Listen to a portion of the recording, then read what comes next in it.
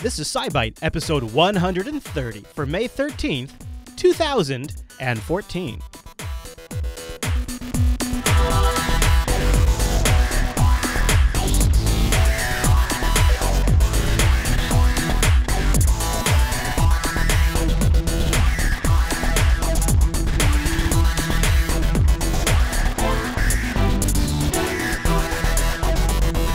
Hi, everyone, and welcome back to SciByte, Jupiter Broadcasting's weekly science podcast, live on a Tuesday and fresh on a Wednesday over at jupiterbroadcasting.com. My name is Chris, and joining us every single week is our excellent host, Heather. Hey there, Heather. Hey there, Chris. Hey, Heather, happy science to you. Happy science. So, what are we going to talk about today? Today, we're going to take a look at a solar sibling, mapping neurons with crowdsourcing, comets, an exoskeleton to help a paralyzed teen walk, curiosity news, and as always, take a peek back into history and up in the sky this week. Well, that sounds pretty excellent. I always love a good heart-tugging sibling story, Heather, so why don't we kick off the news?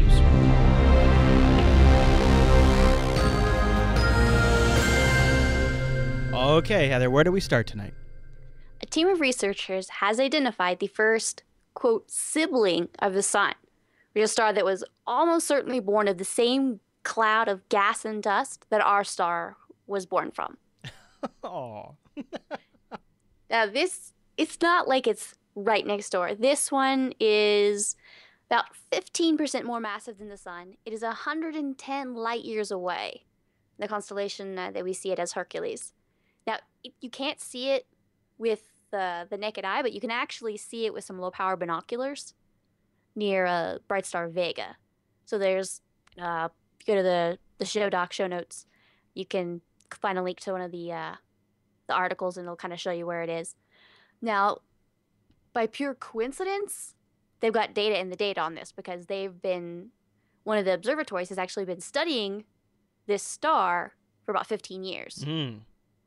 So they're able to go back with that information, kind of put it together with some new calculations to say, okay, well, there's no massive hot Jupiter, so there's no large planets orbiting it.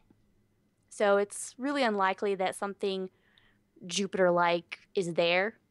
Now, they're not sure if there's any smaller planets, but that'll take some time to kind of go through and see what they can find on that. Maybe an Earth sibling? Yeah. That'd be interesting. Well, you never know. It could. I'm just looking forward to the future SciByte where you tell me.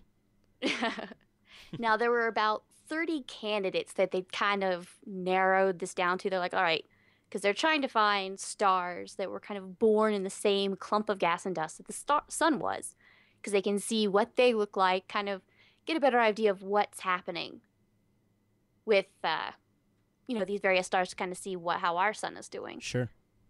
And so what they had to do is they had to look at a lot of different chemical analysis, go to the spectrographic analysis, and then they'll look through the star's orbit, because they can get an idea of the orbit, then they can kind of backtrack and see where if all of these stars kind of end up at the same starting position, because that would be what it is, and just some of them travel in different orbits, so they'd be further ahead or closer to along the the orbit of the galaxy. So it's not like really simple to do this, because you have to narrow it down so that it's the specific clump of gas that our sun was made out of. Now, to do that, you have to have some kind of key chemical elements. So they all kind of vary amongst stars depending upon the gas cloud that they were made of. Now, they were able to kind of narrow it down to barium with yttrium as two specific elements that would help really differentiate something from our star's cradle to versus other stars, where the clouds of dust that they would come from. Okay. So what they're really trying to do is identify all these stars, these solar siblings as they call them. So thinking, it's probably born in a cluster of stars, probably 1,000, 100,000 different stars. Those nurseries we see pictures of, right? Yeah, this would be about 4.5 billion years ago with a B, since it started, breaking up into all the different stars, started creating their own orbits around the galactic center. So this one actually, they said, even at 110 light years away, it's, quote, nearby. Other stars could be much further even. And so by looking at these and being able to find more of them, now that we've kind of found one, we kind of have a better idea of how to do it, be able to find others. And this will help us understand, how the sun was formed, how our solar system became hospitable for life. If they were all very close to each other at one time, then it's certainly possible that certain, dust would follow these stars around that would form the planets. So, was a planet kicked off of one star, did another star happen to pick it up? So there's this kind of things going on too. So by kind of tracking these back down, you can find, this star and that star all, came from the same place. We were all formed together. So you backtrack it and you can find, all right, this is probably the location where the sun and all its siblings were born. And now they've been traveling. Get a better idea of, the sun's lifetime, how it's doing. We have a lot of information about our sun. And that is a star that we have very close a view on. So if we look at other stars that were kind of born from the same stuff, then we can start kind of branching out of, what we know to kind of get a better idea of other stars. I like the idea of also, in a way, taking what we know about, what we kind of have concrete information about our star, and using that to sort of fill in the model on the gaps that we don't know about these other stars that are so far away, but are able to come to some sort of reasonable conclusion just based on using the data that we do know about our star. That's kind of an interesting way to sort of, even if it is perhaps fraught with potential error, it seems like it's at least a good starting point to say, all right, well, if we can't answer these kinds of things, let's take the science we absolutely know for sure about our local star and then just apply those. That's kind of interesting. Yeah, and then you can take that and be able to possibly use it for other stars, kind of take it off to the side and be like, well, and then if this works, then maybe this model works for those other stars. And as you learn more about those other remote stars, you take out what you've plugged in and, put in the things that you've learned, and that helps make a more complete model, and it's just you can keep adding to it over time. Yeah. Huh. Well, that's fascinating stuff, Heather. I hope there's a sibling Earth. You never know. I think that'd be good. Any other thoughts on this story? Not until there's more knowledge on it. Not until that you have the announcement about that sibling Earth, you mean, right? Yeah. All right, well, let's take a quick moment right here. I just wanted to remind everybody that for a limited amount of time, we have the Coda Radio 100 t-shirt. This is something we decided to put out there for the Coda Radio audience. We had a few requests, and so Rotten Corpse put together he's from our chat room. He's a producer of Linux Unplugged and the Linux Action Show. We put together a logo for us. So if you go to teespring.com/CR100, we've got 159 sold now out of 100. So that means you're going to get a shirt if you order 5 days, 23 hours, 18 minutes, and 32 seconds if you order right now. Over at teespring.com/CR100. We've got a t-shirt, which you can get multiple colors of. And we also have a hoodie, which there's some really great colors of as well. And then there's the ladies' tee, which for some reason is only available in black, but that's like a limitation of the thing. However, black turns out to be a popular color, so it's not so bad. teespring.com/CR100. Celebrate Coda Radio 100 with a little Jupiter Broadcasting swag. And you can find a link to that on the sidebar of the Jupiter Broadcasting website for a limited time. After this run, after those 5 days, no more shirt for you. You can't have it. You won't have it. We're locking it down. It is a limited time thing. And it's kind of fun. It's with the summer colors and whatnot. So teespring.com/CR100. And Heather, with that file, that means it must be time for the News Bite.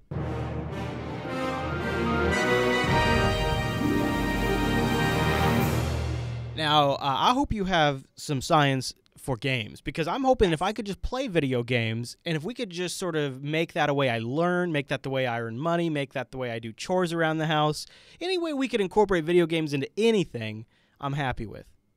Well, if you play a video game, you could contribute to science. I'm ready. So a team of researchers working at MIT has used this data supplied by gamers, what they call iWire. There's the game they created on the web, and through that, they're able to use this to have a better idea of where neurons are. Okay. So they're kind of tracking down how visually everything is going from neuron to neuron through the brain to kind of describe how is the eye able to understand what's happening when something is moving in front of it. That's amazing. Now, what do you mean by moving? Now, the scientists have known for a while how, light enters the eye, strikes the back of the eyeball, photoreceptors respond, they send information to the brain, and the brain is able to Interpret. get that. Now, that whole process we know, but it's not been quite as clear as to what happens when the eye is seeing things moving, how it kind of interprets that. So what they're trying to do is figure out how the nerve cells work in the eye. Now, they look for mice or humans to kind of see what's going on. Now, neurons are very, very tiny. And when you're looking at these in action, it's a little hard to figure out what's going on. Very, very, very hard to see. Yeah. So what they're doing is they're building three-dimensional models on computers. But even then, even computers have a hard time with some of this. Yeah. So what they're able to do is they're going, all right, hey, online people, you like playing games? I bet you'd feel happy contributing to science. You can be involved too. Really? So what they did, they have these little, looks like a cube, and it's all these different slices of these neurons. And the computer, the program, has kind of guessed where they are going. Now, it's a whole bunch of different, essentially circles and ovals and just a whole bunch of different lines of these different neurons and everything going through. And just slide by slide, you can kind of slide up and down it to get a 3D map. Now, like I said, the program has kind of made a guess as to where everything is. But programs don't necessarily color inside the lines really well, especially for really complicated things like this. I mean, it looks, a whole bunch of different circles and ovals and things squashed together that, pop up and disappear. So what they're letting people do is kind of scroll up and down these slides to say, okay, help fill in the line here, help, no, you're outside the lines there, kind of help fill that in. And as it goes, the computer sort of modifies the 3D model. So it's modeling what the neurons and what they look like. So you're kind of helping get that correct. So, but not only that, but it's also helping teach the program how to essentially, color inside the lines better. So it's getting it it's teaching it as well. So you're helping them put forward the science. And I mean, so many thousands of people working on this. You fiddle around with it for an hour. That is an hour of a researcher's time that you have saved them. Yeah. And by, thousands of people, this is kind of results that they could not do, on their own as a group. This is just letting them do things so much faster. And I like the part where it's not only are you helping figure it out, but it's also teaching the program better. Wow, that's kind of amazing. I think it's interesting to reach out to people, and so they've essentially made a video game out of it. I've just not seen this video game. Yeah, it's not super widespread. I hadn't seen it until I started reading about this, and I was like, oh, cool. It's let's see. But yeah, there's I noticed you can go online, you can essentially it's like a I noticed it's called iWire, so it's EYE wire. But I think you copied over there because I don't hear you anymore. The other thing I noticed is they have like an achievement system. Yeah, kind of, where they sort of reward you. Obviously, they're not going to take the first guess. With a lot of these different systems, they say, all right, if so many people kind of agree with it, okay, then they'll move forward. It's like Waze. Like on Waze, like if you report traffic and a couple other people report the same traffic incident, then it'll publish it to the rest of the public, and it gives you reward points. But you don't necessarily, I don't think, get all the reward points until several other participants have confirmed it. Yes. So it's not you're getting cookies and stars just for clicking. without actually, Right. putting forward some effort. You're just being like, click, yes, this looks great. This looks great. Now, you kind of have to have other people go, I agree that looks greater. No, you're just clicking buttons trying to get stars on your sheet, aren't you? Wow, that is really fascinating, though. So what they're able to do is what this is doing is they're showing how these bipolar cells, which is a specific type of neurons for the eye, how they're connected to each other. So they're able to kind of map the path that they're taking between the eye and the brain itself. So you're able to really track where it's going. And through this, they were actually able to see that the cells connected closer to the center of the eye take a little bit longer to process than the ones on the outside of the eye. No, you'd think it'd be the opposite. Now, it's really, really, really, really small amounts, obviously. Yeah. But what they're doing is they're saying, okay, well, maybe this kind of thing is how the eye is able to see motion in one direction. It's that, the difference in between them is saying, hey, there's movement here. Almost think of it like Doppler shift. Yeah, okay. Where you hear, a train coming at you and yeah. So, but you can also see that with light. They see, it's red shifted or blue shifted, what they call it, depending on whether things are moving towards you or moving away from you. So that kind of a thing where you see a little bit of a shift in the time where your brain goes, oh, that means it's moving that way. Right. It synthesizes the difference for you. And it's an interesting way where the brain sort of takes visual data and then patches in bits that you don't have a full picture of. Yeah. So, this is all still theory, but they're getting closer to saying, well, so far the data that we have shows this. And this is all through results from people going online and saying, I want to play a game for science. Interesting, huh? And it's funny because there's a lot of different branches of science and even sort of history going into these kind of things using this crowdsourcing online gaming type stuff. Whereas everything from, the Kepler data looking for planets to this kind of thing where they're mapping neurons to I've seen the weather, national weather people go through ship logs. They scanned in old ship logs where the captain says sunny, cloudy, this kind of temperature, this kind of weather, where you go through and you say a person can read someone's handwriting.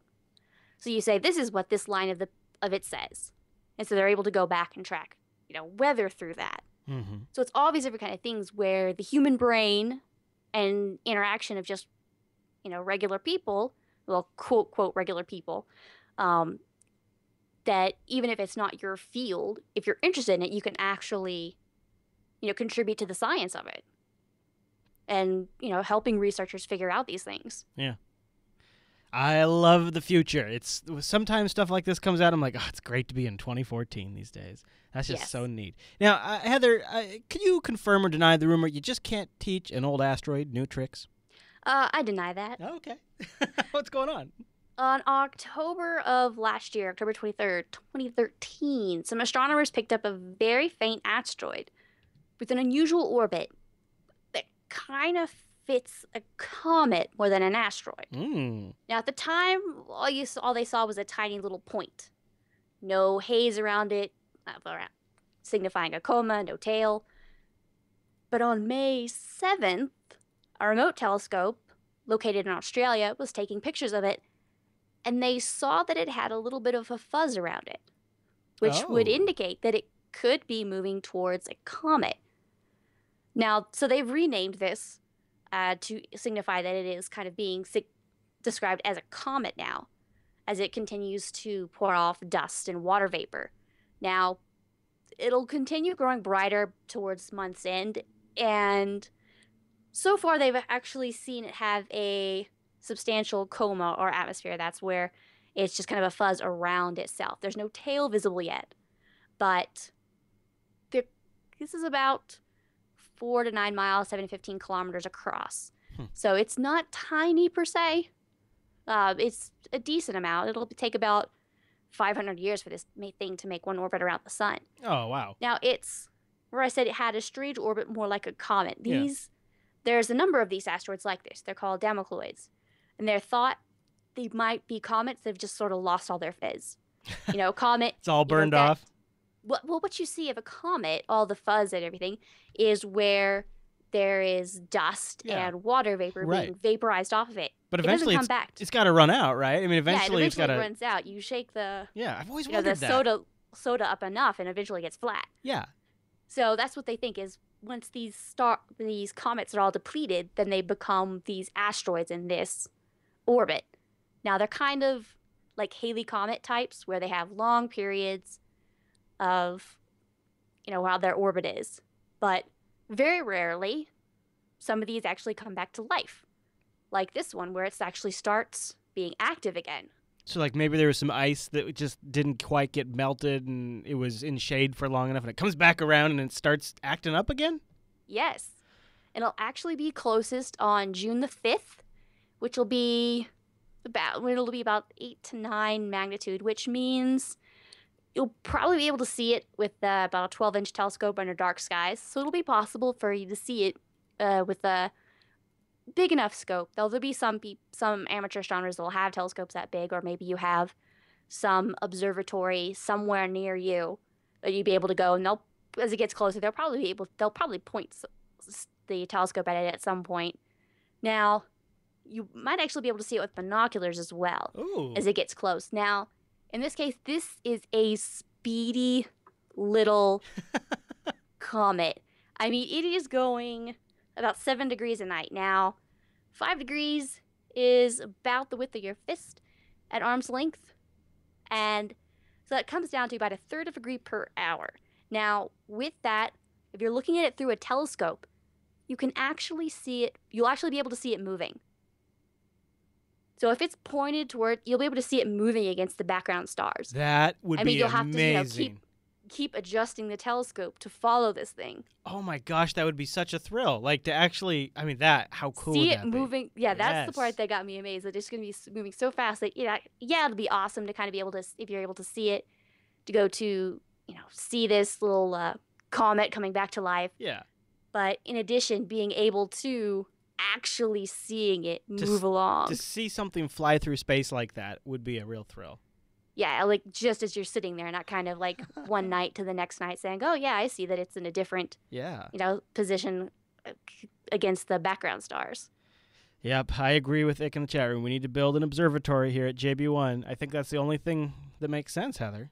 Of course. We could capture we captured ourselves, right? That shouldn't be too hard. Yeah, rooftop, we'll set it up on the top floor of your house. Yeah. Cut a hole in the roof so we can kind of pop off a section of the roof so you can check out the skies through that, and we'll just cover it back up. And maybe we just stick a webcam out there from time to time hooked up to the telescope. I don't know. Yeah. All right, Heather, I'm bringing it. Come on in, guys. Let's go. Yeah.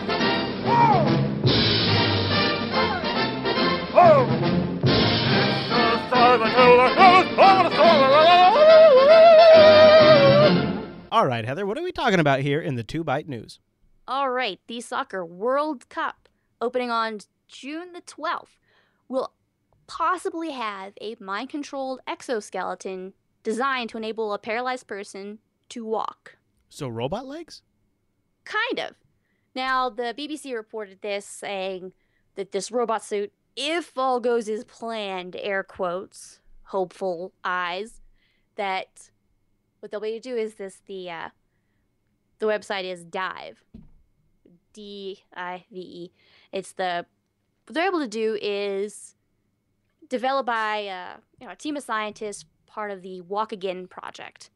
Now, they say it's kind of like 10 years worth of work that they've kind of put together through this, and it's being controlled by brain power. Like they have patient wears a cap. Wow.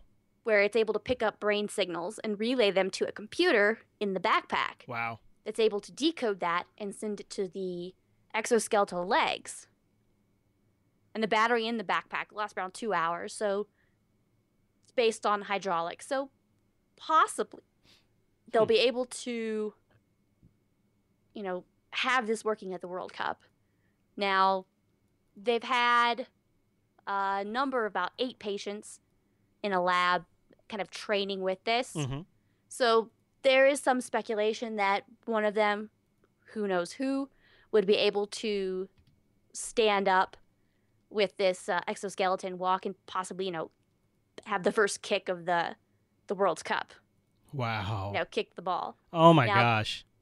So, they had a lot of this, and some of it was 3D printed technology. So they can, build this the kind of speed and strength with the kind of materials that they want. But, there's programming that says, once the foot of the exoskeleton touches the ground, there's specific pressure. Mm-hmm. Then the sensor kind of senses that, and so it is able to kind of get a better of idea of, what's going on. And so the computer can kind of help out the system going, yes, you've actually hit the ground. Now go to the next foot. Mm-hmm. So be prepared that, you're shifting the weight this way.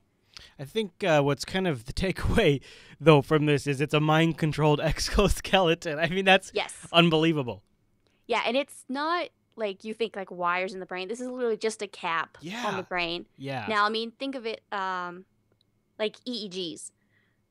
That's where they put little probes on your head, and they're able to pick up brain waves from that. They're able to monitor, certain things that are going on. So this would be very similar, where they're able to kind of get some of those waves to translate into things that control an exoskeleton. Right. Yeah, I'm looking at the archive footage you have linked in the chat room or in the show notes, and you can see them setting it all up and then hooking it up to the computer and sending in the program. It's pretty incredible. Pretty unbelievable. And, you could see where this is the beginning of a technology that has millions of applications. Could be a huge industry. Makes you wonder about some of the new robotic industries we're going to see pop up over the next 20 years. Yeah. Well, Heather, guess what? Speaking of popping up, science just keeps popping up some updates. So what do we got? Right. We have spoken about this before. In October, we've got a comet that's going to be brushing by Mars. And we talked about that back in January and April. Yeah. SciByte 117 and even last year. Oh. SciByte 90 back in April of last year. Now, this is Comet A1 sliding spring. Now, they discovered it at the beginning of 2013 in Australia. They saw that it was going to be near Mars at a specific orbit trajectory. So then, of course, they start going through and being, all right, how close is this to Mars? Is it going to get? So, no, it's been completely ruled out. It is not going to hit Mars whatsoever. Good. Now, they have had to think about all of the spacecraft. Now, specifically the orbiters. Because what they've found is that it is going to orbit close enough that some of the dust from this comet will interact with Mars's upper atmosphere. So in this case, they might have to, what they're looking at is, will they have to adjust the orbit of some of the spacecraft, the orbiters, so that they are not in danger of getting hit by any of this dust on any of the cameras or anything like that. Or the, dishes for communication. So there's a chance that they might kind of alter the orbits of that. Now, this thing is going to pass about a third of the distance between the Earth and the Moon. It's going to be orbiting. It's going to pass by Mars a third of the distance to the Moon. So it's really close. 17 times closer than any recorded comet coming by Earth. Yikes! And so it's a close shave for Mars. Yeah, it's not scary, but it is fairly close. Now, I'll be able to check it through some of the ground-based rovers, Curiosity. Yeah. And Opportunity. They might be able to actually look up and see it. Really? So, of course, they might be able to see it from the ground? Yeah, they might be able to see it from the ground. They'll be able to see it from the ground. What can their cameras snatch a picture of? How much can they be able to picture it? And, of course, there's a couple of... You've got India's Mars Orbiter mission that's going to arrive just before the comet hits. And that was designed to study the upper atmosphere of Mars. And that's what's going to have some of the interaction with the comet will be that upper atmosphere. So you're able to really get some good data out of that and be able to see what's still, what they have functioning at that point, send back all the data they can. It's definitely exciting to any of the Mars people and any of the Comet people because it really gives a chance to kind of look at these through a different perspective. And of course, all sorts of Earth-based assets will be looking to it, selling what they can do. Amateur astronomers will be able to see it from the surface of the Earth, for those of us who are not on Mars. But being able to see the interaction of the comet's coma and dust and tail with the upper atmosphere of Mars and the moons of Mars as well. They're expected that a little bit of this water vapor will be deposited on the moons of Mars. Wow. Just barely, but just a little bit. So it'll be really interesting to see what happens with all the interactions. Yeah. And I wish I could be there holding out a cup and have a little bit of comet water and I'd drink it. Why not? I mean, why not? Let's do it. I'd do it, Heather. I'd do it in a minute. Why not? Why not? Hey, Heather, look out. Skeptical science is skeptical. This next button. Now, I don't want to scare anybody. But this next button may actually set the time machine's quantum power source into overdrive, not just destroying this universe, but the next 7 universes over. Or it's a little incoming feedback. Oh, okay. Woo! Why do you do that to me? Oh. Yeah, I got to talk to Rika about moving that button here in the studio, because it turns out it's just a little viewer feedback. Even if we just labeled them, that would be helpful. That would, but you'll never label it. I know. It takes too much time, Heather. I know. Yeah, nothing's bad happened yet. What's the worst that could go wrong? Destroy 7 universes. Right. So what is our feedback this week? All right, we have a Twitter from Kenny McClade. Pointing out an article probing the depths of the methane world. So looking at these, you have scientists that are just studying methane off Oregon's coast. They're looking at these deep, dark, cold areas of the ocean where microbes are buried in the sediment are actually feeding on methane that's seeping through the seafloor.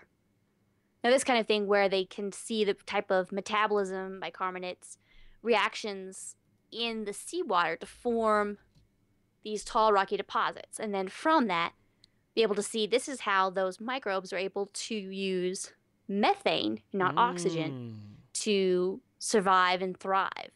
And they'll actually be able to see that they're using trace tungsten, which they've never seen before, which is fairly, instead of molybdenum. Now, they've seen that before, which is more common in these cold seep environments. But this is a new kind of twist to it.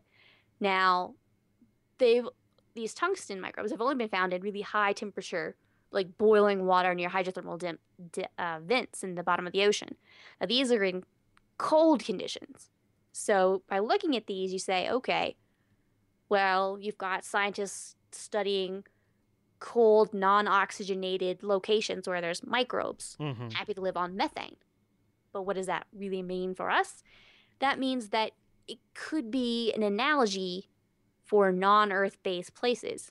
You have methane, methane lakes on Saturn's moon Titan, saying, hey, we see these microbes that are able to live in cold methane environments, right, which we see on Titan. Right. So could there be squirmy ickiness, gobs of gross living microbes? It seems pretty possible to me. I mean, what do I know? But when like you mentioned, when you've got them on Venus, it seems possible that we here could have them as well.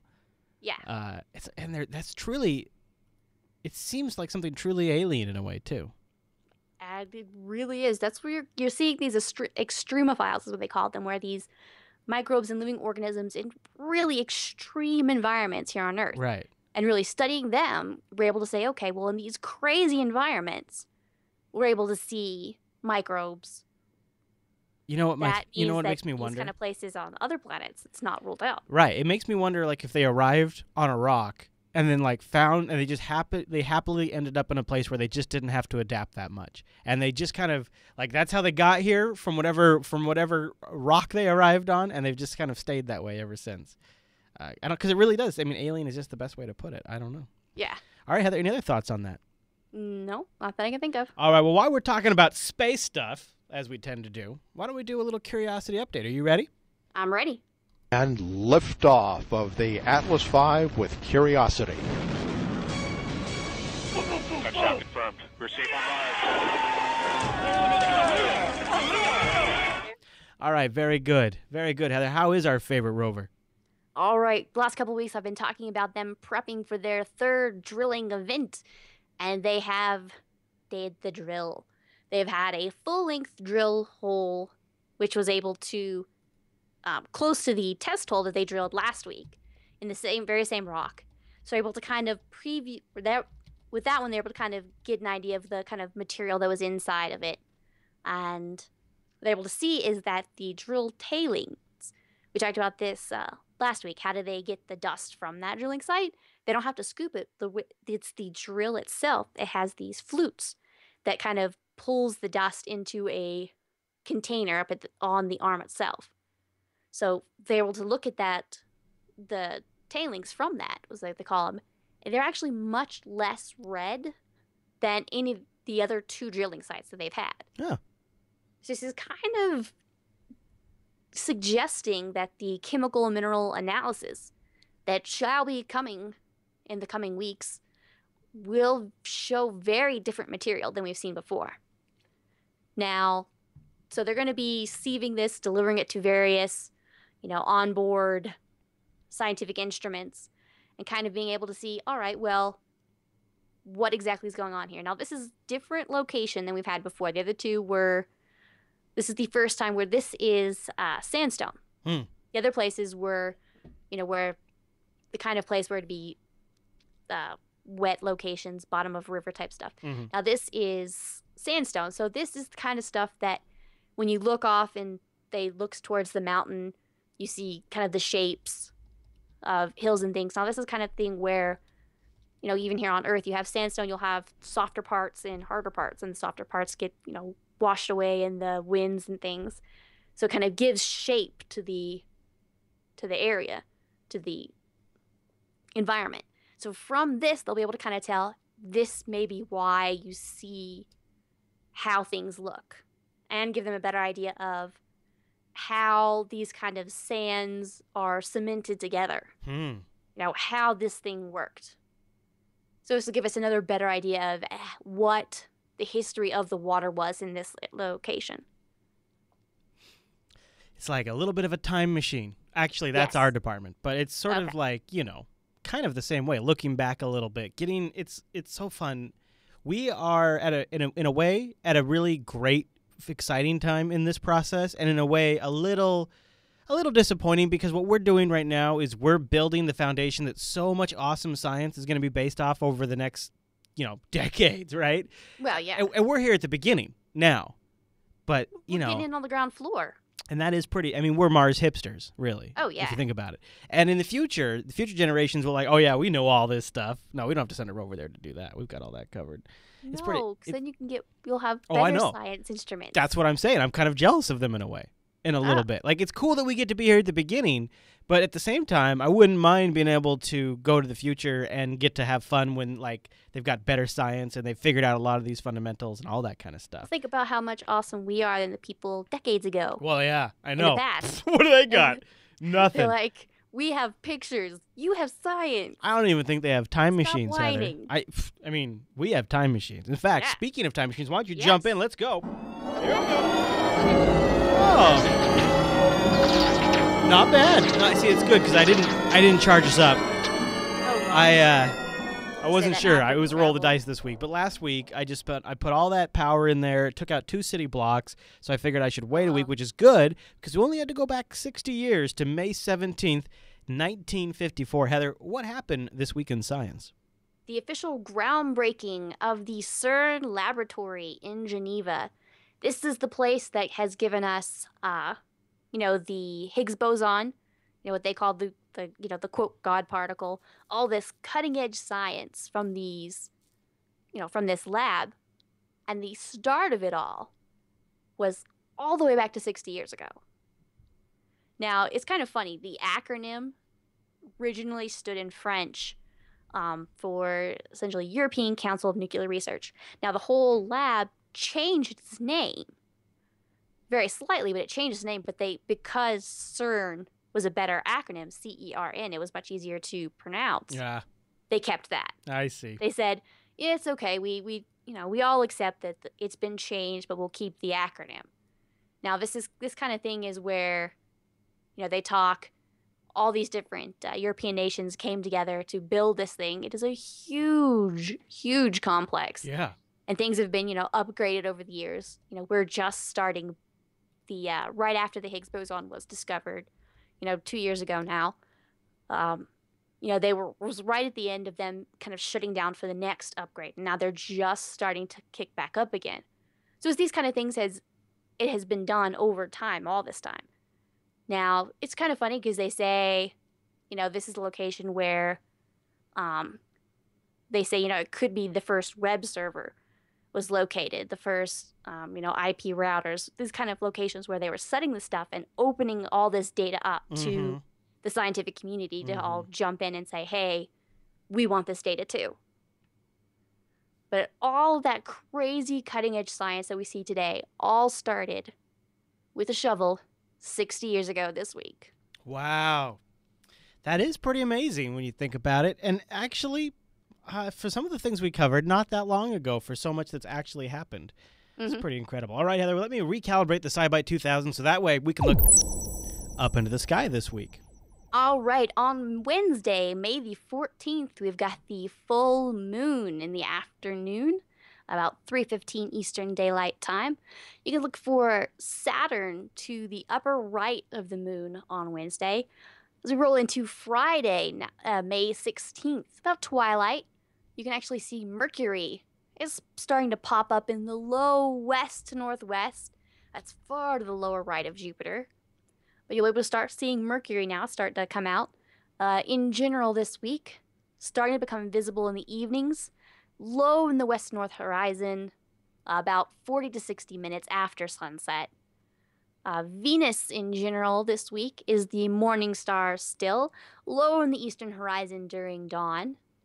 We've got Mars just after dark. It's the highest in the south, with Spica to its far lower left. Those are always the group they talk about because Mars is orangish red, Spica is a blue-white giant star. So they're a good combo, but they're starting to spread apart now. Aww. You got Spica being a little bit further apart now than it has been in the past. We have Jupiter at twilight. It is high in the western sky, sinking slowly towards the horizon as the night goes by, setting about midnight. And we've got Saturn, which was on opposition on May the 10th, which means it was complete opposite side of the sun from Earth. Oh, jeez. Now, that means it's got a whole nighttime viewing schedule. It rises at sunset in the southeast, gets to its highest position in the south about 12 to 1 a.m., and goes headed towards morning setting in the west. So it's an all-night viewing object. Very nice. That's a great one. Boy, a full moon, Saturn. That's not bad, Heather. Yeah. We've got all sorts of different planets. We've got Mercury starting to show up, too. I tell you what, it's like there's stuff going on up there in that sky. There is. And you know what? If you see something, you're like, hey, what is that? What is that? Because, maybe my demonstration here on Stellarium wasn't that great. Well, you could just go over to jupiterbroadcasting.com, find SciByte 130, and then guess what? Guess what? You just go through the full show notes. Heather has everything chronologically laid out as she covered them right here in this show and towards the bottom. You know what you'll find right there? The Looking Up in the Sky segment. And then you just, that's what I saw. And you can look it up on your smartphone. Maybe you're at a party, you're hitting on somebody. I mean, I don't know. You probably don't want to start with that. It's probably not your opening line, but somewhere in that territory, you'll be all right. Why couldn't science be your opening line? I guess it could. Depends on the party. All right, Heather, is there anything else we wanted to cover this week? Not that I can think of. All right, well, very good. I'd like to encourage you all to reach out to SciByte. Just go over to jupiterbroadcasting.com, click that contact link, and choose SciByte from the drop-down, or you can tweet right at Heather, JB_Mars_base. Heather, thanks for the great show. Thank you. And thank you, everyone, for tuning this week's episode of SciByte. We'll see you right back here next week.